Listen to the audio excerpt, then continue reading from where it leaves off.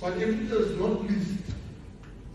We are extremely displeased as it relates to content development and remuneration of such content, particularly for developers from less represented communities.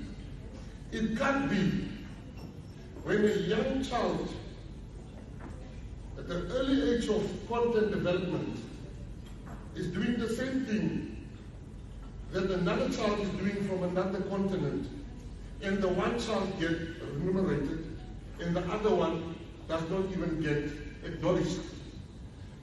It is tantamount to racism. It is tantamount to grooming them to be subservient to their counterparts. I can assure you, Your Excellencies, we will fight that, because no youth is more important than another youth. Our children are all equal. Our creatives should all be equal.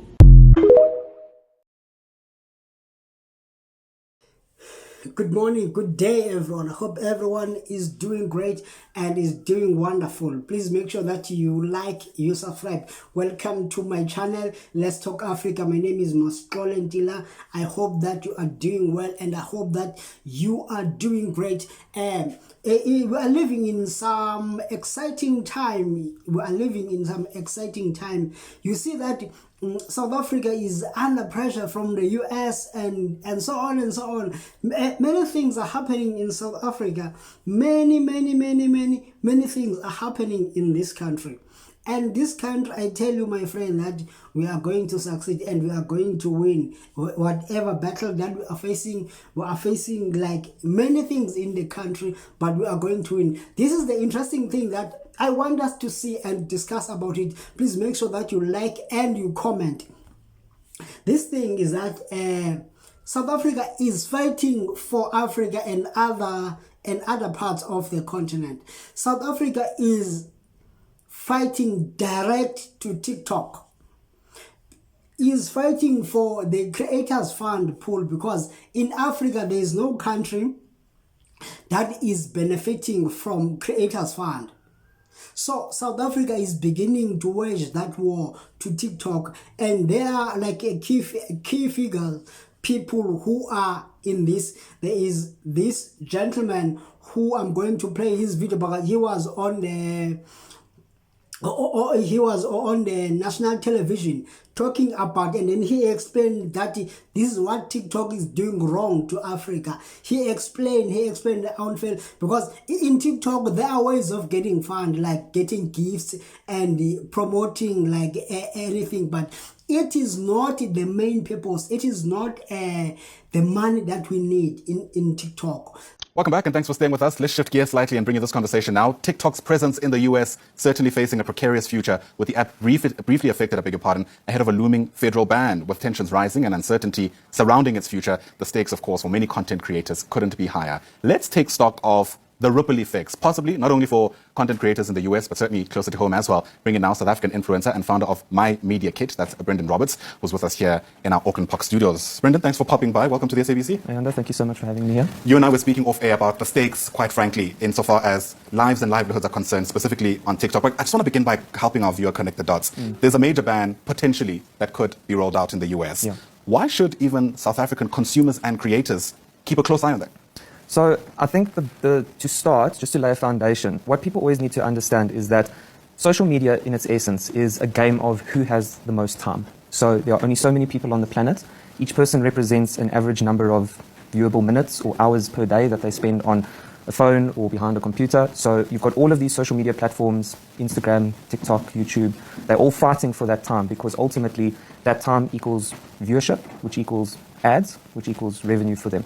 And the biggest thing is, they're trying to keep as many people on board. So obviously they try to incentivize people to keep people on the platform. So whether you're just watching, whether you're creating, and obviously that affects a lot of people, because people do make a livelihood out of it. So if you now all of a sudden have 160 million people disappearing off of an app, the big question is, what happens to the time that is now left over with the people that are still on the app, and how do those people get compensated for taking part in that app still? So it really is an ecosystem. It is an ecosystem, ways, right? It is a massive ecosystem, and a very unequal ecosystem as well. There you got it. What do you mean by that? So if we take what's happened now, the US, along with Germany, Spain, Italy, France, South Korea, Japan, and Brazil, and the UK, are the only countries in the world that have access to what we call the TikTok Creator Fund. So the Creator Fund is essentially a concept that was sort of championed by YouTube back in the day. So in order to keep people on a platform, in order to generate viewable hours, you obviously have to have people creating content. The way that you keep people creating content is to incentivize them to continue creating content. So you pay them. So YouTube pays you per, X amount of views that you have on the platform, and creators are obviously able to upgrade their kits. They, can keep creating more. And that's what draws people onto the platform. So obviously now you have this huge ecosystem, and the United States, they're getting paid for views, but the entire African continent is not. Neither is Australia, neither is New Zealand, and a few other countries. So we're all saying, okay, but what about us now? We creating content. There's 160 million people in the United States. There's an equal number of people creating content on the African continent. We also have 160 million people on the African continent. South Africa's number 3 with 17 million users. So how do we now get compensated when, for example, someone starts the Tswala Bami dance challenge here in South Africa, generates huge amounts of viewership, someone in the United States picks that video up, an air hostess or a bartender or someone who's just doing TikTok for fun, they qualified for the TikTok Creator Fund, they go and do the video, they get 2, 3, 4 million views, and they get paid for it. But the person in Africa or South Africa that started the trend don't get compensated at all. Is this a call to the government? I mean, where's this money coming from? So this is coming directly from TikTok itself. Aha. So it is essentially TikTok takes revenue from within internally, and they distribute it through a creator fund that then incentivizes creators to continue creating content because they're getting paid to create content. Goodness. So how do TikTokers in South Africa make their money? Through the endorsement deals? So that is essentially the only avenues that we have. We have endorsement deals. So we have a couple 100,000, about 500,000 influencers or creators in South Africa that are constantly fighting for a piece of the pie to try and get endorsements or brand deals or whatever the case might be with various companies and entities. You then also have TikTok Live, but there you can only really make money through people giving you gifts, which TikTok then still takes a cut of. And then that's about it. You can participate in dance and music challenges, but let's say, for example, myself, I've got no interest in taking part in anything like that. It's not my kind of content. It's not what my audience wants to see. So unless I'm going live or I'm getting endorsements or brand deals from external companies, I made 36 million views from April last year until now. I've not been paid a single cent for any of those views through TikTok. Sure. It sounds like a passion kind of, I don't want to say a passion project, but you really are in this because you love it more than anything else. I do. But at some stage you got to eat, as they say in the streets. So for people perhaps like myself who feel relatively kind of outside of this ecosystem, take us into your confidence around what it takes to constantly create the content, because it's one thing to get it at a particular quality, but it's another to keep it going in order to retain some of these viewers. You'll be very surprised. A lot of people ask me, how did I get into it? I always say, everyone's got an opinion. Everyone experiences things on a day-to-day basis. We've got can only happen in South Africa or only in South Africa sort of thing. There's so many things that happen in South Africa that are, you take a video of it, you put it online, and the next thing you know, you've got 2-3 million views, you've gained a little bit of an audience. And let's say, for example, you come across something and, this is an opinion or a feeling that you want to share with people. I always say to people, go sit in your car or go sit at your coffee table. A lot of people recognize the backdrop of my house just because it's where I sit and I do a lot of my videos. I say, just share your opinion. Turn your front camera, face it towards yourself, say something, put it out there. 17 million people in South Africa could potentially see it. You will find people that are going to resonate with that. They're going to like it. They're going to like you for you. Maybe you're quirky. Maybe you're shy. Maybe you say the wrong thing sometimes. But there's always going to be people that are going to gravitate towards you. And once that ball starts rolling, it's actually surprisingly very easy because you start sort of thinking of your life as like these little mini episodes. So as you're going throughout the day, you kind of start saying, ooh, I can make a video about that. Ooh, I can make a video about that. Like yesterday, I put a video out sort of like challenging TikTok and their CEO saying like, the rest of the world's not just going to sit back now. We actually want an answer. If he could go to the US to go and defend their right to have the app, surely he can go online and he can say to the rest of the world why we do or don't deserve access to equal opportunities on the app. That video now is sitting on almost 100,000 views. It's got a couple thousand comments, everyone just saying like, yes, I feel the same, yes, I feel the same. Yes. So it's more about just relating to people. And it's just the right thing at the right time. It could be an experience, December. Right.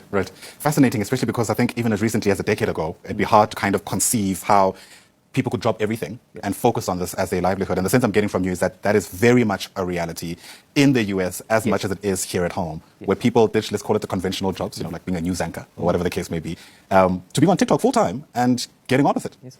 I have a lot of people that are basically full-time content creators that I know. That was why we started the My Media Kit, was essentially to help content creators and influencers land brand deals, because that's the only avenue that we have in South Africa.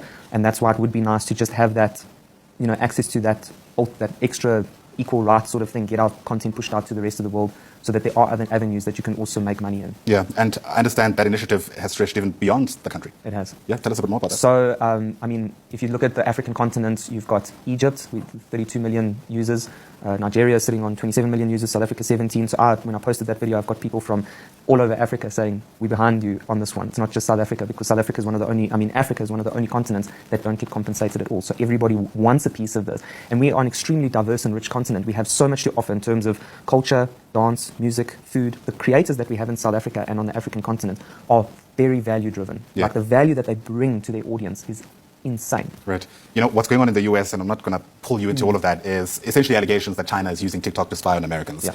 I want to hear from you how possible something like that is. And, you know, again, I appreciate you're not really involved in the algorithms. Perhaps you don't even know what's going on insofar as the tech is concerned. Yeah. But just your general take as somebody who spends a lot of time on TikTok, does that sound like something that is possible, probable? In today's day and age, nothing is impossible. Fair enough. Whether it's known or unknown. But I think the thing that is sort of like giving the US a little bit of a worry is the fact that they know that it is possible because of what happened with Facebook, Cambridge Analytica, everything that happened back then. So I think they know that it is possible for governments to gain access.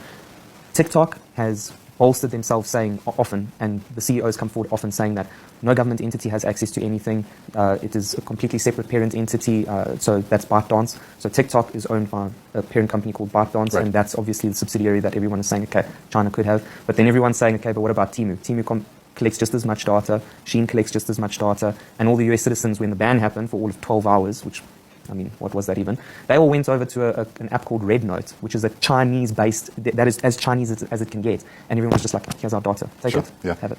Difficult to see how you could regulate something like that. You and I could speak until, you know, the next ban, if there is another one. So, Brandon, thanks very much indeed for coming through. I find this personally fascinating. We're watching the world change literally in real time, and I think TikTok is a huge driver of that.